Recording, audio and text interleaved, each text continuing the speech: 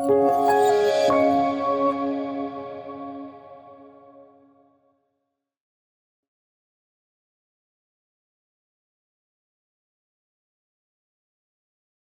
la séquence précédente, nous avons appris à identifier, trier, stocker et tracer les déchets médicaux et pharmaceutiques.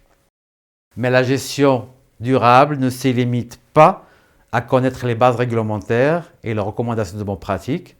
Elle se vit au quotidien, dans chaque geste, au niveau de chaque établissement de santé primaire et pour chaque professionnel de santé. Cette séquence est conçue pour vous aider à passer en revue les bonnes pratiques, à appliquer les bonnes méthodes et à structurer les actions dans un plan de gestion interne durable et conforme au niveau de votre établissement. Nous allons découvrir comment traduire les règles en gestes concrets, suivre le progrès à l'aide d'indicateurs simples et installer une amélioration continue dans votre établissement de soins de santé primaire. Voyons ensemble cette première situation. Il s'agit de pouvoir identifier la catégorie des déchets et vérifier si le conditionnement correspond aux règles.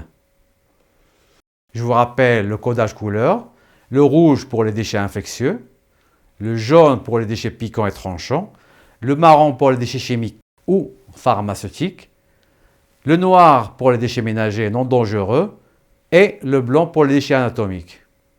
Faites l'exercice suivant et vérifiez ensuite votre réponse.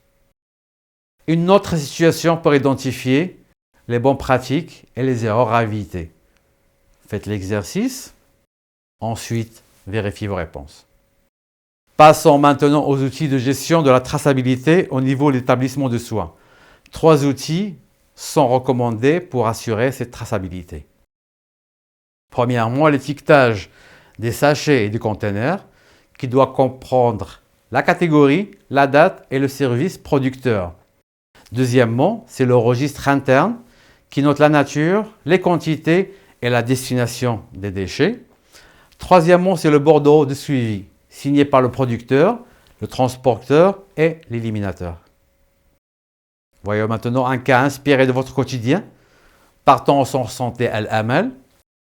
Un audit a été réalisé au niveau du centre santé Al-Amal et a permis de mettre en évidence plusieurs problèmes. Tout d'abord des sacs ouverts, un local de stockage encombré, l'absence de registre et un mélange de catégories des déchets.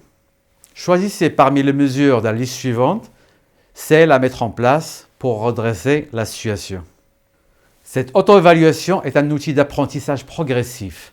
En effet, un établissement de soins primaire qui s'auto-corrige devient plus sûr et plus conforme. Chaque non-conformité devient alors une opportunité pour l'apprentissage pour l'équipe d'établissement.